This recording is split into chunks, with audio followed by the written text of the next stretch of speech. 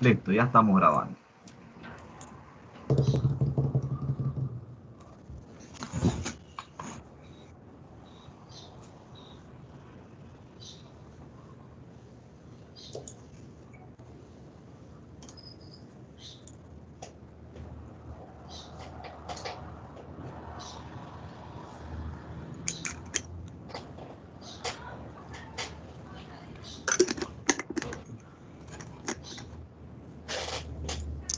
Doctor Rangel. Iniciamos entonces. Sí. Vale, pues. Iniciamos por aquí. Vale, pues muy buenos días a todos nuestros participantes y tanto profesores como estudiantes de la facultad. Bien, para el día de hoy pues vamos a tener lo que es el webinar denominado La Inteligencia Artificial, la Nueva Electricidad, a cargo del doctor Emmanuel Cruz. Antes de realizar la introducción formal al evento, les recordamos que la dinámica del mismo será pues que el expositor presentará al público su temática, el cual tendrá un tiempo de entre 35 y 40 minutos para hacerlo. Luego procederemos entonces al periodo de las preguntas y respuestas. Les animamos que durante la exposición puedan hacer sus preguntas a través del chat de la plataforma y estas pues serán atendidas al final de la conferencia, dependiendo pues del tiempo que contemos para cada una de las preguntas. Entonces, sin más que agregar, pues introduciremos un poco lo que es el webinar del día de hoy. Podemos decir que la inteligencia artificial cada día es más común escuchar el término en diferentes ámbitos. Nombrada como un área a mediados de los años 50, hoy en día su uso está presente en diversas conversaciones, en diversos temas que cada día nos vemos más rodeados por ellos. Mayormente a lo que lo encontramos aplicado a elementos que anteriormente nunca se pensó que se pudieran considerar inteligentes. Y hoy en día, pues, nos rodea y está cambiando la vida en muchos aspectos. Podemos decir pues que nuestra concepción de inteligencia ha cambiado a lo largo de los años. Podemos decir también que esa inteligencia aplicada a diferentes elementos ha ido evolucionando. Por lo tanto, el día de hoy, hablándonos de inteligencia artificial, veremos lo que nos comenta nuestro expositor y cómo a través de la inteligencia artificial se está viendo que cada vez más la informática y la computación están formando parte de nuestra vida cotidiana. Por lo tanto, el día de hoy, nuestro expositor nos comentará cómo esa inteligencia artificial ha formado y formará parte de lo que sería nuestro futuro. Sin más que agregar, pues paso a presentar a nuestro distinguido expositor. El doctor Emmanuel Cruz es doctor en informática por la Universidad de Alicante en España. Posee una maestría en docencia superior y un máster con doble titulación en tecnologías de la comunicación por la Universidad de Gales y el Centro Universitario CESTE de Zaragoza en España. Producto de sus investigaciones, ha logrado publicar sus resultados en revistas científicas de alto impacto. Entre sus líneas de investigación están la visión por computador, el machine learning, el aprendizaje automático y el deep learning o aprendizaje por forma. Cuenta con varias certificaciones profesionales de Cisco, de CompTIA. Ha laborado en empresas e instituciones como Dell, el IFARU y la Universidad Tecnológica de Panamá. Actualmente se desempeña como docente en la Facultad de Ingeniería en Sistemas Computacionales. Bien, sin más que decir, pues le recordamos al expositor que tenemos una ventana de entre 35 y 40 minutos y que en estos momentos los micrófonos son suyos. Por favor, le pedimos a los participantes mantener sus micrófonos en silencio y sus cámaras desactivadas durante la duración de la sesión. Muchas gracias. Vale, muchísimas gracias, Rangel. Bien, chicos, como ya les haya anunciado mi compañero Rangel, el día de hoy voy a estar presentándoles lo que es la temática de la inteligencia artificial, ¿no? Como si es acaso la nueva electricidad. Entonces, la agenda para esta presentación es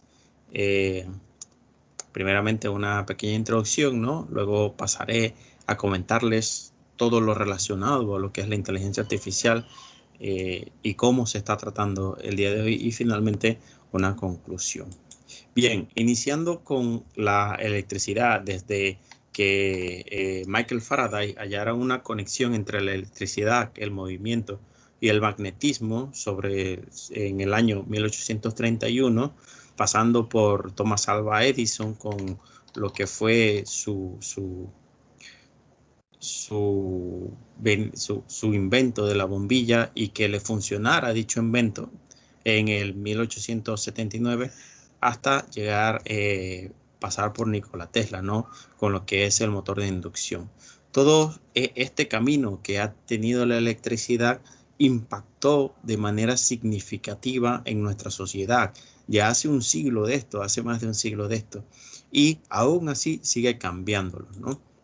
Entonces, nos hacemos esta pregunta: ¿qué hizo o qué transformó la luz eléctrica o la energía eléctrica en nuestro mundo? Pues muchísimas cosas. A día de hoy y desde sus inicios ha transformado la industria. Existen motores eléctricos que son los que mueven los distintos campos industriales, ¿no?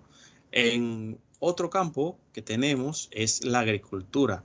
En muchos cultivos en países como Finlandia, en donde el sol no es un beneficio, se tiende mucho a utilizar los invernaderos, ¿no? Todos estos países del norte.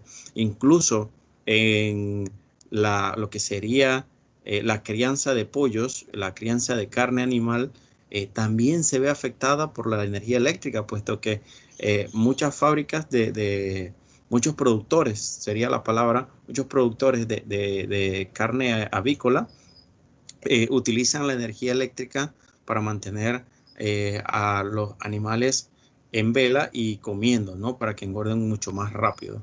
También impactó el transporte, porque tenemos vehículos, incluso aquí en Panamá, mi bus posee vehículos completamente eléctricos, ¿no? En la salud, los distintos aparatos que utilizamos para hacer las distintas analíticas están o provienen, ¿no? De lo que es la energía eléctrica, o hacen uso de ella. En nuestros hogares, por supuesto, los electrodomésticos, de hecho, los ordenadores que estamos utilizando para ver esta conferencia, están haciendo uso de la energía eléctrica. Todo a nuestro alrededor cambió, y para mejor. En aproximadamente 100 años, muchísimos descubrimientos se han hecho gracias a que se aprendió a utilizar esta energía proveniente de la naturaleza, ¿no? Ahora hablemos un poco de lo que es la inteligencia artificial. Y hay una pregunta clave: ¿pero qué es esto de la inteligencia artificial? Si alguno me respondiera que es una película de Steven Spielberg, me reiría y le dijera que sí, que está bien, pero que esa no es la inteligencia artificial de la que vamos a estar hablando. La inteligencia artificial, la cual le estaré comentando en este webinar, es una amplia rama de las ciencias de la computación, ¿no? De la informática, que se ocupa del desarrollo de sistemas inteligentes, los cuales son capaces de realizar tareas que requieren cierta inteligencia humana, ¿no? Entonces, es un campo muy amplio que abarca muchísimas aristas, ¿no? De todo lo que es el conocimiento y de esta gran ciencia que es la ciencia de la computación. Sin embargo, aquí voy a estar tocándoles algunos puntos, ¿no? Los puntos más básicos, por decirlo de alguna manera. Hablemos un poco de inteligencia artificial, machine learning y deep learning. Son palabras que se han vuelto muy populares en estos últimos años. Sin embargo, tienden a confundirse. Se tiende a pensar que son cosas diferentes. Y no es así. En realidad, la inteligencia artificial es el supercampo que lo engloba todo, y dentro de ellos tenemos técnicas que serían el machine learning o aprendizaje automatizado, y el deep learning, ¿no? Aprendizaje profundo, el cual se engloba a su vez dentro del machine learning. Esto nos da una visión un poco más amplia de cómo se desarrollan todas estas herramientas de la inteligencia artificial. En los últimos años, lo que ha permitido una evolución tan rápida ha sido el Deep Learning y el Machine Learning, ¿no? Que es lo más popular que vemos de día a día. Entonces, ¿qué ha permitido el avance de lo que son los sistemas de inteligencia artificial en estos últimos años? La respuesta la tenemos en los datos. El tipo de recolección de datos que se ha dado en los últimos años ha sido bastante incrementado, más que todo debido a la interconectividad que ha habido de las personas. Es decir, hace unos 20, 30 años no teníamos esa capacidad de recolección de datos como la tenemos hoy en día. Hoy en día tenemos teléfonos celulares, teléfonos móviles que nos conectan el uno con el otro, que utilizamos aplicaciones. Cada una de esas aplicaciones recolecta datos. Esos datos son almacenados y utilizados por las empresas. Aparte de que existen empresas que venden muchísimos de nuestros datos. Antes pensábamos que quién me va a estar vigilando o para qué va a estar vigilando. En realidad, usted sería o nosotros seríamos un simple elemento dentro de un campo de estudios, el cual la verdad, cada día se está volviendo más poderoso y que puede llegar a influir en decisiones políticas importantes, como se ha visto en el escándalo de Cambridge Analytica, con lo que fue la elección de Trump y la elección del Brexit, ¿no? En Reino Unido. Entonces, los datos, la recolección de datos ha sido incrementada razonablemente y a un ritmo bastante rápido en los últimos años, y esto ha permitido la utilización de algoritmos mucho más fuertes, de lo que le estaré hablando más adelante, ¿no?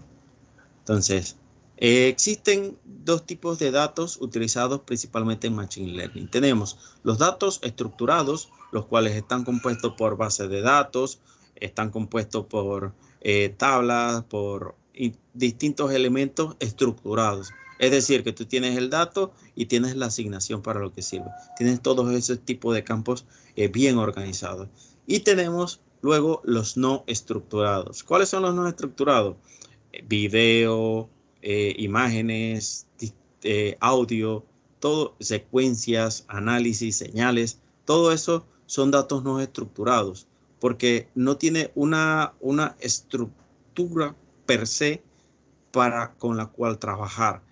En la informática tradicional se suele trabajar con datos estructurados, más no así con datos no estructurados. Entonces, ese ha sido uno de los principales aportes que ha dado la inteligencia artificial, la capacidad de trabajar con datos no estructurados, ¿no? Entonces, imaginemos una línea temporal, ¿no? En donde primeramente en nuestro eje X tenemos la cantidad de datos en el tiempo y el rendimiento de los algoritmos de inteligencia artificial que tenemos disponibles, ¿no? Primeramente teníamos el Machine Learning tradicional, que era bastante bueno para ciertas tareas. Sin embargo, con el pasar de los años hemos logrado recolectar más datos y se ha dado la publicación de muchísimos conjuntos de datos. Cuando le llamo conjuntos de datos, son estas bases inmensas de información que nos proporcionan de imágenes, de canciones, de videos. Hay distintos tipos de dataset, que es la palabra que se utiliza en ciencias de la computación para referirse a este conjunto de datos. Una palabra inglesa que en su traducción hace referencia a lo que he estado mencionando. Y esto nos ha permitido la utilización de algoritmos que pensamos que no íbamos a utilizar en muchísimo tiempo. Luego, en el desarrollo de los algoritmos, hemos logrado utilizar NN, hace referencia al inglés Neural Network. Hemos utilizado redes neuronales pequeñas, luego un poco más grandes. Si observan, entre más sea la cantidad de datos que tenemos, más eficiente o mejor o más alto es el rendimiento del algoritmo. Y finalmente tenemos redes neuronales muchísimo más grandes.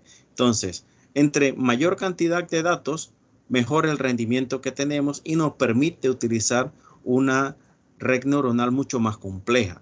Esto nos da, por supuesto, muchísimo mejor resultado, ¿no?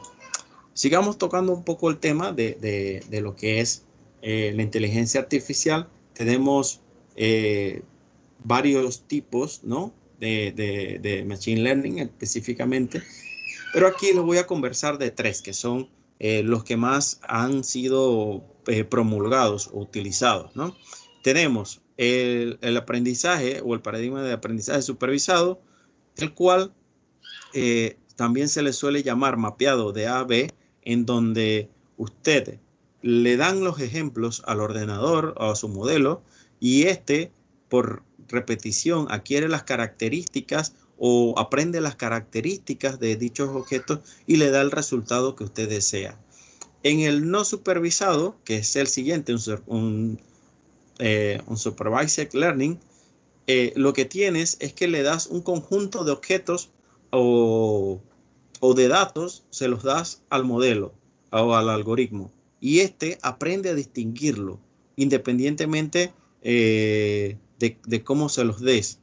Entonces, digamos que le otorgas distintos tipos de objetos. Vamos a nombrar y a dar un ejemplo visual, ¿no? De lo que sería. Le otorgas una batería o pila AAA, le otorgas un lápiz y le otorgas un bolígrafo.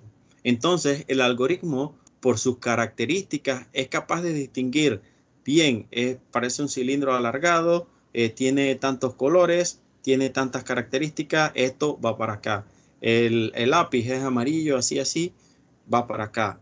Y el bolígrafo se parece al lápiz, pero tiene características diferentes, va hacia acá. Entonces, logra agrupar o distribuir en el hiperespacio lo que son las distintas características de los objetos. Es bastante acercado a cómo se desarrollan algunas actividades humanas o cómo hacemos nosotros, que dependiendo de las características es que agrupamos los tipos de objetos. Y finalmente tenemos el aprendizaje por refuerzo, que la verdad es bastante interesante porque usa parte de las teorías de pedagogía, en donde le das algo, le das una recompensa, ¿no? Todas estas teorías desarrolladas por Skinner, Pavlov, Watson, en donde le dabas una recompensa a la persona por hacer algo, ¿no? En el caso de estos tres científicos, lo que hicieron fue experimentos con animales, en donde le daban una recompensa al objeto con el que se estaba experimentando. Asimismo, el Reinforcement Learning, cuando ustedes desarrollan el algoritmo y realiza la tarea como se desea, se le da una recompensa o se le da un castigo, dependiendo, ¿no? Curiosamente, lo que más ha desarrollado valor para la industria ha sido el aprendizaje supervisado, ¿no? Puesto que muchos de los sistemas han sido desarrollados utilizando este tipo de paradigma, se podría decir, o de modelo de desarrollo de inteligencia artificial. Y vamos a dar unos ejemplos, ¿no? Tenemos el servicio email, en donde nuestra entrada A es un email y nuestra clasificación o salida sería que si es o no spam, ¿no? Entonces, el algoritmo en este intermedio es capaz de determinar si el contenido de este email es o no un spam.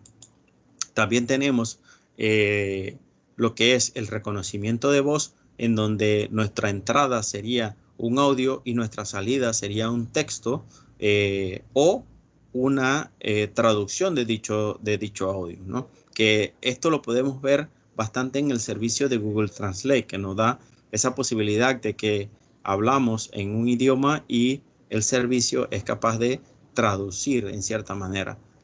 Aún está un poco lejos de ser igual a un nativo, sin embargo lo hace bastante bien y en uno que otro viaje te puede sacar de apuros, ¿no? Imaginemos que estás en un país como lo es Rusia o como lo es China, en donde aparte de que en Rusia tendrías el cirílico como escritura y tendrías el ruso, que de por sí es bastante fuerte y es un idioma un tanto complicado, ¿no?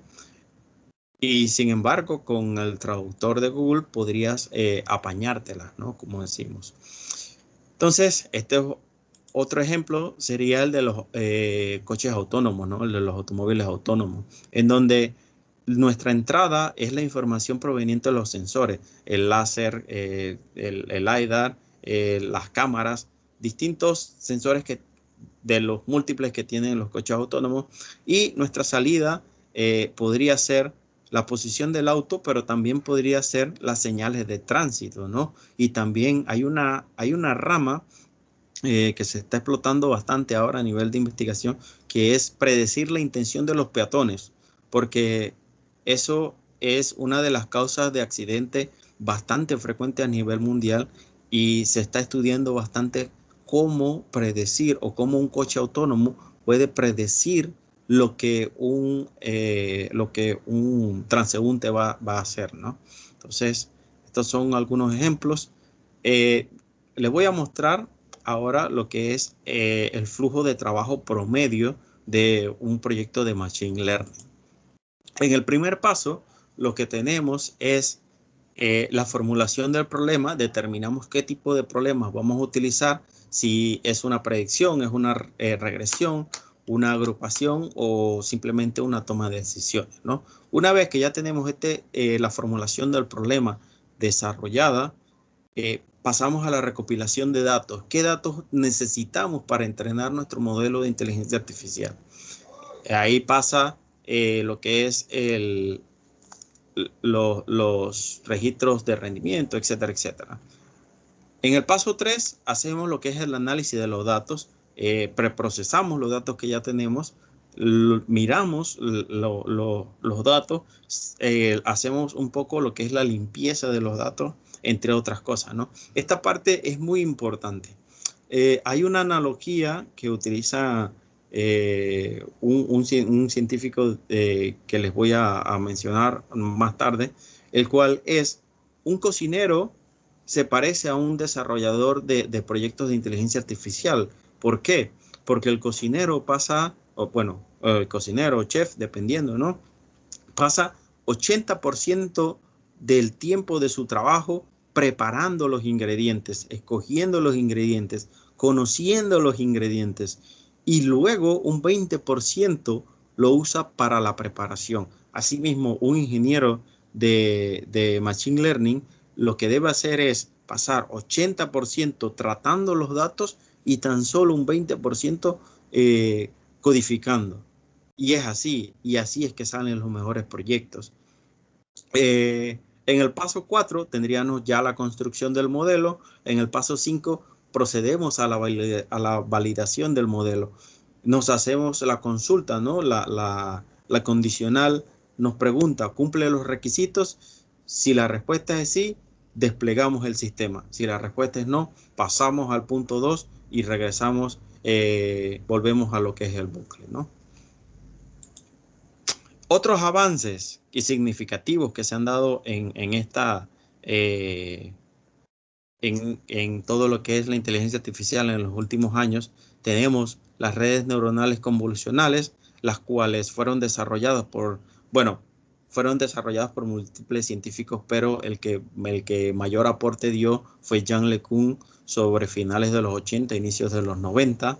Estas redes han permitido el desarrollo de uno de los campos más estudiados, que es la visión artificial, y que la verdad es la que ha permitido el avance que hemos tenido en los últimos 10, 11 años.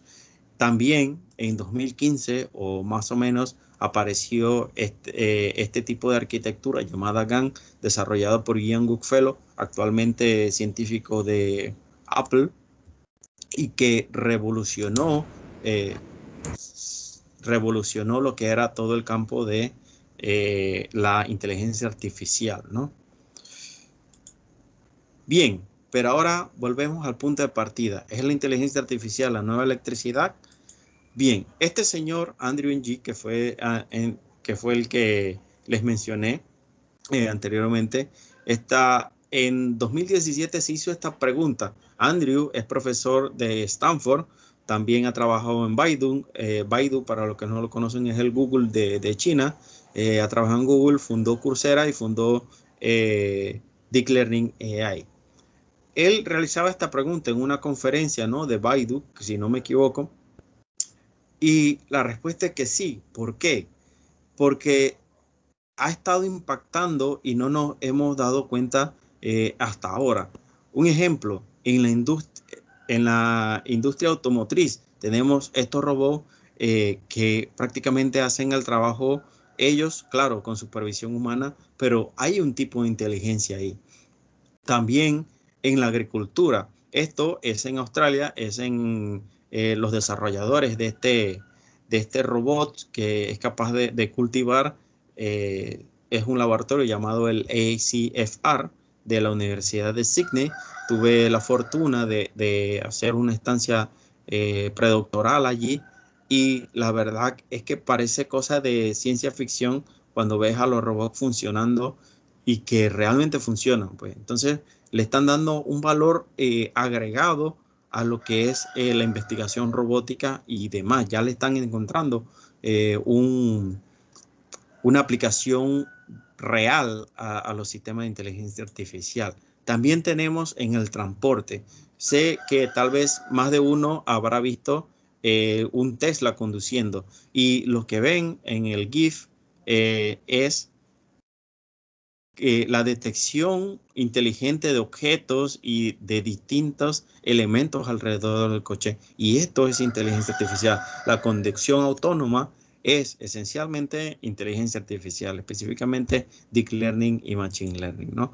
Asimismo en la salud, no nos vamos muy lejos. El año pasado, cuando se dio todo esto de la pandemia, Huawei donó a Panamá un sistema de inteligencia artificial que permitía con una imagen del tórax saber si la persona habría sufrido COVID o no. Asimismo, hay análisis de imágenes médicas para distintos órganos del cerebro, órganos como el cerebro, perdón, para radiografías y distintos campos, ¿no? Entonces, finalmente tenemos en el hogar, y por supuesto que en el hogar también está la inteligencia. La imagen de arriba corresponde a un Roomba. Un Roomba es un robot que es capaz de limpiar tu hogar.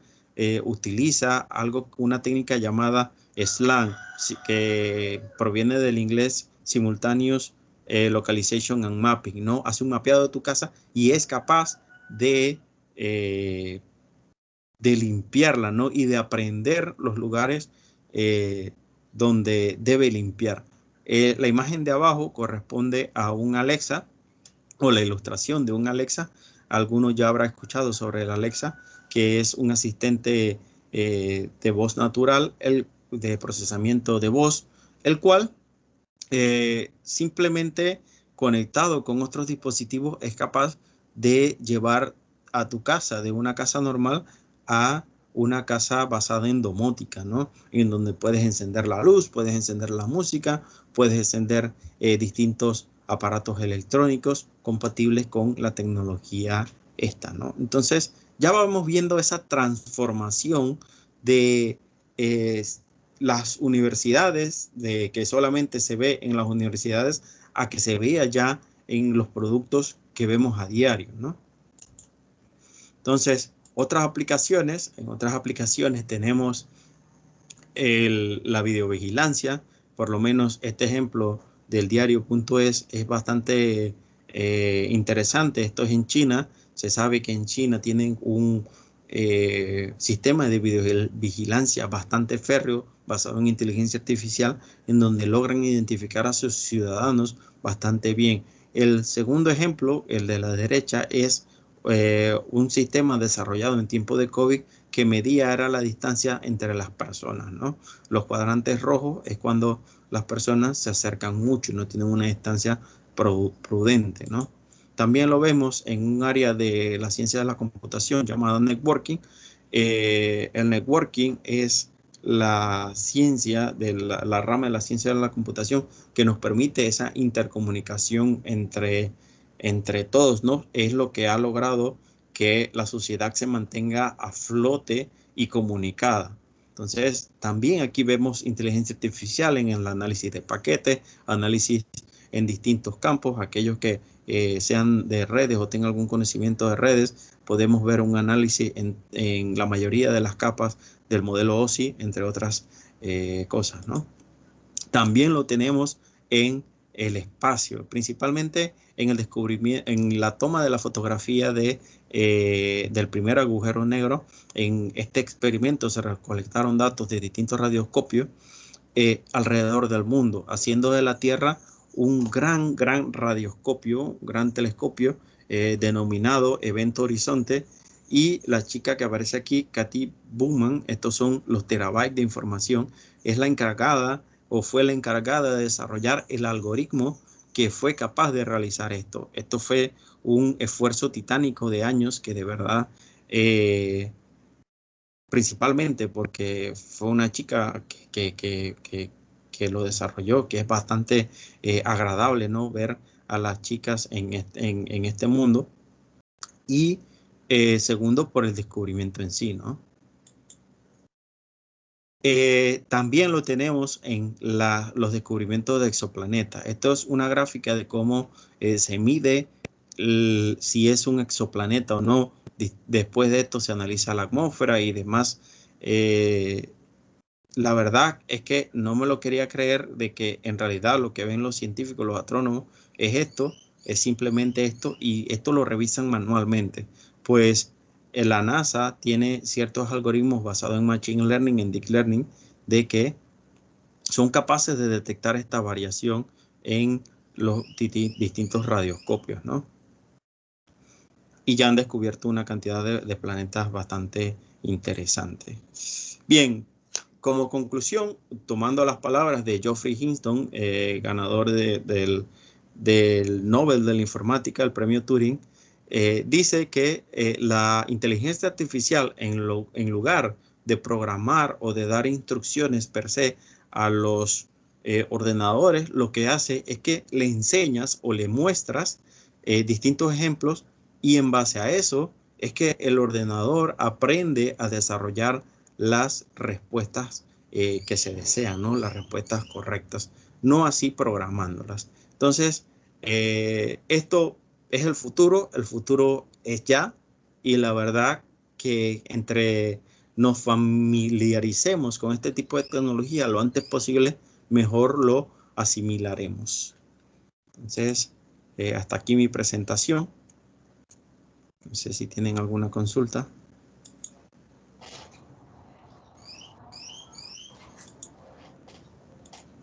Bueno, agradecemos al expositor por esta interesante ponencia. En estos momentos, pues, les recordamos pues, que pueden hacer sus preguntas por el chat, pueden escribirnos sus preguntas a través del chat. Y entonces para irlas respondiendo. Bien, pues tenemos aquí la primera pregunta. Nos dice Efigenio Rodríguez, si sería óptimo un sistema experto para el ámbito de la salud. Sí, en efecto, se podría desarrollar. De hecho, hay sistemas expertos, por lo menos aquí en Panamá no conozco ninguno, pero sí en otros países existen sistemas expertos para ello. Más que todo, teniendo la inversión privada, compañías, por lo menos en España, que es donde vi este tipo de sistema, compañía CISA tiene un doctor virtual en donde él te va recomendando, dependiendo de tus dolencias, ¿no? De tus patologías que vayas mostrando, vas escogiendo cuáles patologías tienes y te va recomendando. Llega a un punto en donde si no ve, te pasa con un médico experto, ¿no? Entonces, sí se puede, sí se puede. Hay que tener en cuenta que un sistema experto sigue más las reglas de if-then, de sí, que hace, que aprender como tal. Entonces, ahí, si bien los sistemas expertos son parte de la inteligencia artificial, no serían tan sofisticados como un sistema basado en deep learning y tal. Y lo que sucede con la... Sí, y por eso es que aún cuando se hace análisis de imágenes médicas, se tiene aún a los técnicos de radiología y técnicos de la rama de tecnología médica. No hay una fiabilidad total en utilizar estos sistemas sin supervisión. Lo mismo ocurre con lo que son los coches autónomos. Tenemos una autonomía definida bastante bien por estándares entre 0 y 6, que son un total, siendo 0 la autonomía menor y 5 la autonomía mayor que puede alcanzar un coche. Entonces, ¿por qué no se nos permite por qué no se permite que una persona simplemente deje su volante en autopilot, que es la función que le da el autopilotaje, ¿no? Es simple, porque no hay legislaciones para ello. Aún las leyes están un poco retrasadas y la tecnología no ha llegado a un punto de confiabilidad total. Aún puede tener fallas. Entonces, en ese sentido, van a pasar años para que dejemos a los sistemas de inteligencia artificial sin supervisión humana, específicamente en la medicina, que es de mucho cuidado, y en la conducción. Pero esperemos que de aquí a unos 50, 60 años se pueda ver sistemas de este tipo. Vale, No sé muchas si... gracias. Bien. Ujú. Tenemos otra pregunta por acá de la profesora Milka de Gracia. Ella comenta que si se podría ver si las máquinas reemplazarán al hombre en algunas actividades. Van a reemplazar al hombre en actividades repetitivas, como la limpieza, como la conducción, todo este tipo de actividades que pueden hacerse por una máquina, porque las máquinas son expertas haciendo cosas en bucle. O sea, es decir, si mi trabajo como persona consiste en tomar un objeto de A, llevarlo de A a B siempre y de B a A siempre, va a haber una máquina con lo que podríamos tomar un brazo robótico que lleve ese objeto de A a B. Ese tipo de tecnología de agarre se denomina grasping y la verdad es que está siendo bastante desarrollado y es de lo que más se ve en la industria, por lo menos en la industria automotriz pueden verlo mucho, que tienen estos brazos robóticos que se encargan de lo que es el ensamblaje de los coches. Entonces, en lo que son las actividades repetitivas, por supuesto que lo van a hacer, en algún momento lo van a hacer, pero pensarán, muchas personas van a quedar sin trabajo. Pues bien, lo mismo pasó en la revolución industrial y viene sucediendo desde hace muchísimo tiempo. Y no fue que la gente se quedó sin trabajo, se produjeron muchísimos trabajos más. ¿Cuál debería ser nuestra visión? Y para los que somos educadores, inculcarlos a nuestros alumnos, que aprendan a desarrollar actividades creativas, actividades que no pueden ser reemplazadas tan fácilmente, como la educación, como la invención, como la ingeniería. Todas estas son actividades a nivel creativo y de ciencia pura que no pueden ser reemplazadas tan fácilmente. Entonces, si bien es cierto, hay foros mundiales y muchísimas predicciones de que los trabajos van a desaparecer 50.000, 58.000 trabajos, es cierto, pero es que eso se viene viendo desde hace muchísimo tiempo y no es algo de temer. En realidad es una oportunidad para que avancemos como humanidad y como sociedad. Estamos acostumbrados a conseguir un trabajo y ponernos en ese trabajo y ya dedicarnos a eso y sin avanzar dentro del mismo trabajo, hacer siempre lo mismo y no es algo recomendable ni a nivel ni a nivel psicológico ni a nivel vamos social. Entonces, como recomendación sería que busquemos, que analicemos las distintas cosas que podríamos hacer cuando se nos acaben los trabajos de repetición.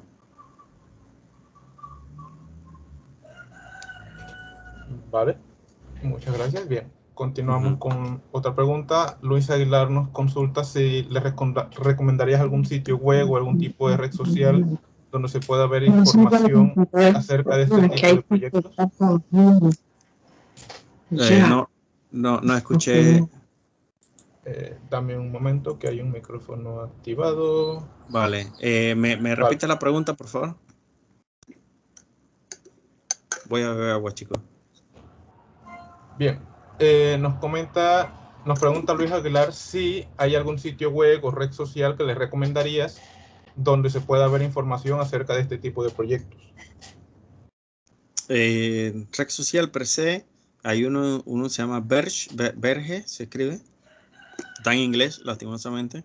Y también te recomiendo que sigas Deep Learning, el Now, Deep Learning AI, AI, la compañía de educación de Andrew Ng. Él tiene un newsletter de que te informa de las cosas nuevas que van saliendo, bueno, semana a semana. Y la verdad es que es bastante interesante. También, si ya lo que prefieres es el desarrollo, te invito a que llegues a Paper with Code. Se escribe así, Paper with de con code.com. Ahí lo que vas a encontrar, eso sí, es full científico, y lo que vas a encontrar son los papers explicando los algoritmos puro y duro. Hay gente que sí se preocupa por ponerte las cosas bonitas en un gig y tal, pero hay gente que te pone el código tal cual, y arréglatela. Bueno, porque en realidad tenemos la visión de que el científico no tiene por qué aportar su código, ¿no? Sin embargo, nada, que si quieres probar cosas, también está Medium. Medium tiene bastantes temas de inteligencia artificial. Coursera tiene cursos importantes de inteligencia artificial, son gratuitos. Simplemente que si de verdad quieres el título, sí tendrías que pagar, ¿no? Pero si lo que deseas es aprender, vamos, que te queda muy bien. No sé. Vale, muchas gracias. Uh-huh. Continuando con otra pregunta por acá, nos menciona Gerardo Moreno, que ya que mencionaste el tema sobre agujeros negros que se vieron hace algunos años, ¿qué tan eficiente y funcional puede llegar a ser un sistema inteligente que tenga la capacidad de clasificar astros? Bien, lo han medido con una medida llamada accuracy. Existen distintas medidas en distintas fórmulas para medir la efectividad de un sistema de inteligencia artificial. La que han utilizado, o la que he visto que han utilizado, es accuracy, y tiene un 86% de probabilidad. Entonces, lo que sucede, tuve la oportunidad de compartir laboratorio con un astrónomo, y nos enseñó cómo hacían. Ellos tienen no sé si recuerdas la última diapositiva en donde pasaba la estrella y la gráfica bajaba. Bien, esa gráfica multiplícala por muchísima cantidad, es inmensa la cantidad. Eso en el tiempo, que aparte de eso le agregas la dimensión del tiempo. Entonces tienes muchísimos datos, y ellos lo que hacen es que se van manualmente viendo dónde hay una pequeña fluctuación, y eso le demora un montón de tiempo.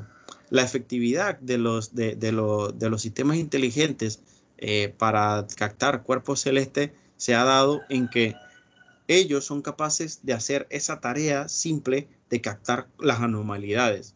Entonces, ya una vez captadas las anomalidades, viene un ser humano y revisa los números, revisa si está bien.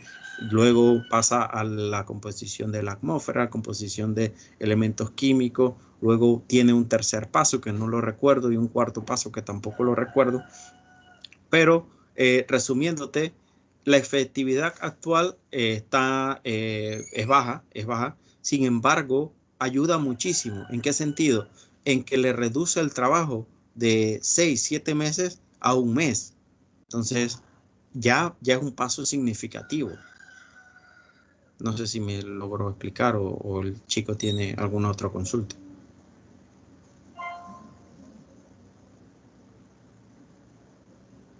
Vale, entonces, nada, la siguiente pregunta. Vale. Bien, bueno, por aquí tenemos una pregunta de Tomás Cedeño que nos dice: tengo entendido que existe mucha retroalimentación por parte de páginas que están hechas para reconocer los objetos que ven las cámaras que tengan inteligencia artificial. ¿Qué opinas sobre eso? No entiendo el concepto de retroalimentación. Bueno, los modelos, cuando tienes un tipo de página, lo que tienes es que el modelo diseñado o el modelo creado está en un servidor y simplemente tú le subes la imagen, él extrae el modelo, extrae las características, sabe, lo introduce a través de la red. Este proceso se le llama inferencia, o sea que hace inferencia para averiguar qué tipo de objeto se trata y simplemente te devuelve el resultado. No sé a qué te refieres con feedback, pero estoy explicándote un poco de cómo funciona, ¿no? O cómo funcionan este tipo de servicios.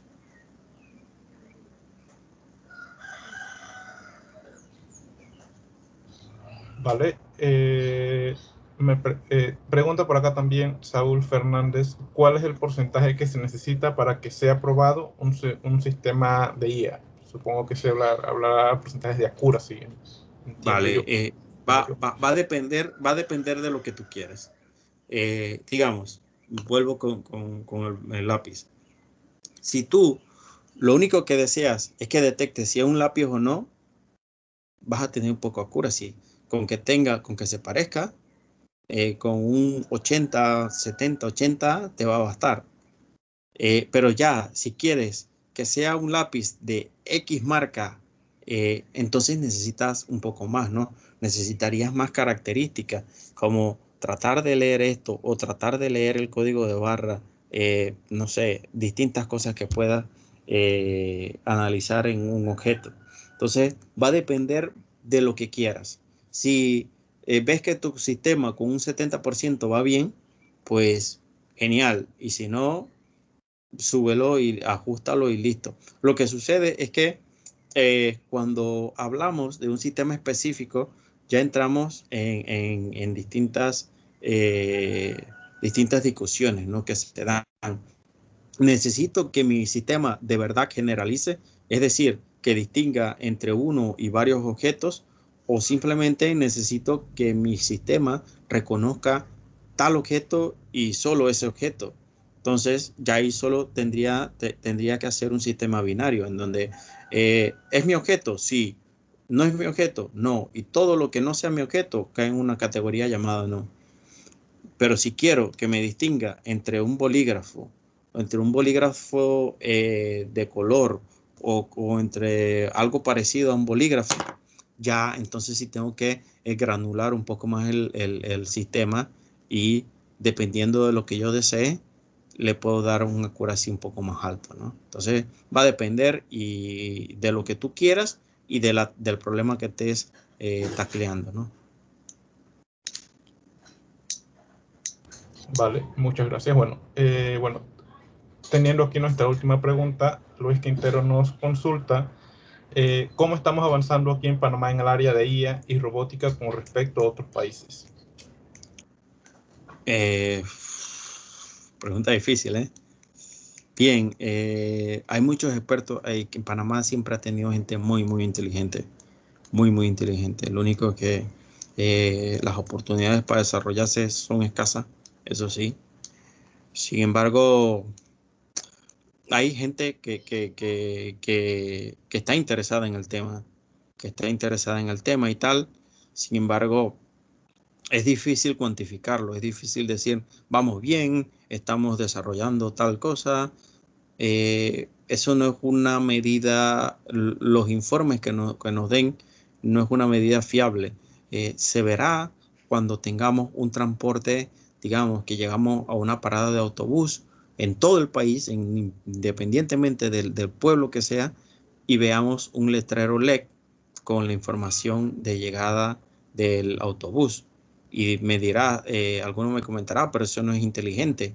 Pues ese es el primer paso para volver a un estado inteligente.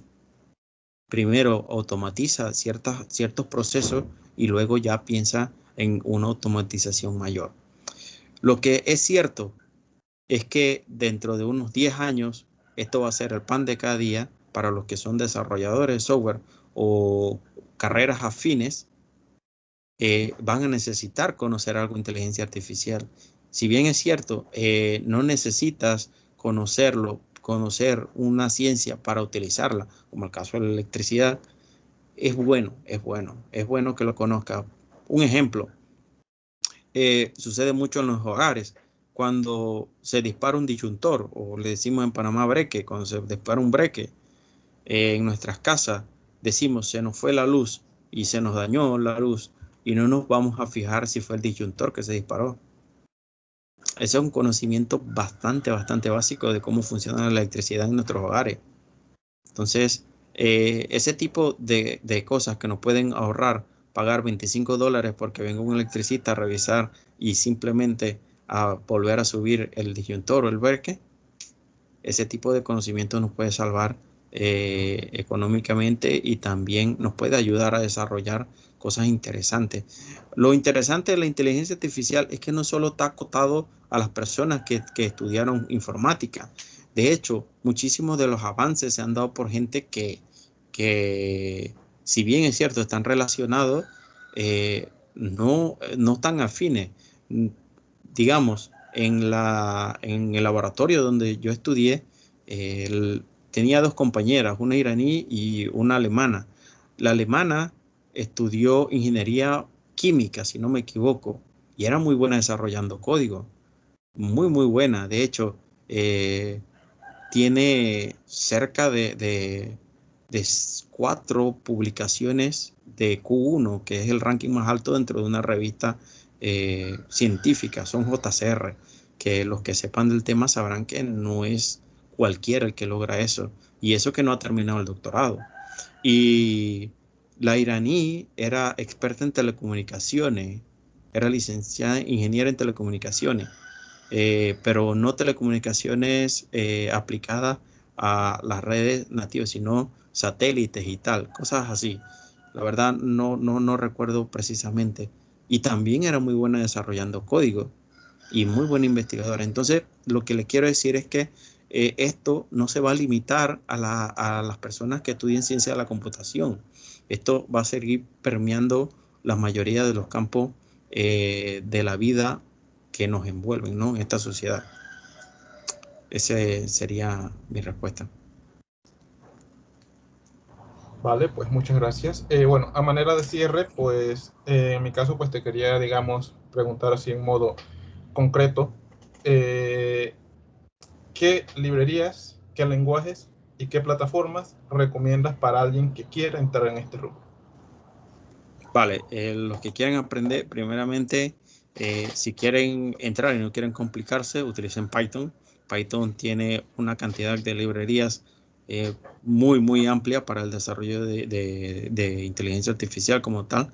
Existen librerías muy buenas como lo son TensorFlow y PyTorch. En la actualidad se está viendo un movimiento bastante grande en la comunidad científica por utilizar PyTorch y también en la comunidad, en la misma industria. Pero en lo personal yo uso TensorFlow, 1, por comodidad y porque es la tecnología que mejor conozco, y 2, por el soporte que me da Google con respecto al soporte que brinda, no sé si Facebook es el que está detrás de PyTorch, no recuerdo claramente, pero vamos, que cualquiera de los dos es bastante bueno como framework para empezar a desarrollar nuestros primeros códigos. Y cursos y material hay muchísimo. De hecho, hay una librería bastante buena que te permite una abstracción increíble de las redes neuronales que se llama Keras, y la pueden montar en ambos, la pueden montar tanto en TensorFlow como en PyTorch. Entonces, pueden hacer uso de la documentación. Una recomendación: aprendan un inglés un poquito bueno para que lean en inglés, porque la mayoría de las cosas salen en inglés. Y si les cuesta mucho el inglés, pueden utilizar un traductor, que no pasa nada. Hay traductores muy buenos. El traductor de Google Translate trabaja medianamente, pero hay un traductor llamado deepl.com que también es muy bueno traduciendo los textos. Y lo mejor de este último que lo acabo de mencionar es que respeta varias nomenclaturas, ¿no? O sea que cuando vas a traducir no te sale con, digamos, stakeholder, no te sale con tenedor de apuestas o cosas así. Y eso es bastante importante. esa sería mi recomendación. Python, Keras, TensorFlow o PyTorch. Vale, muchas gracias. Pues bueno, de esta manera concluimos este webinar del día de hoy. Agradecemos mucho su participación y de igual manera la participación de nuestro expositor con este interesante tema. Les recordamos también pues que este webinar ha sido grabado y será posteriormente publicado en el canal de YouTube de la facultad. De igual manera les invitamos a participar en todas las demás actividades del aniversario de la Facultad de Ingeniería en Sistemas Computacionales que se estarán desarrollando durante esta semana. Estén atentos a las redes sociales para su participación y pues que pasen una feliz tarde y una muy buena semana. Hasta luego y muchas gracias por su participación.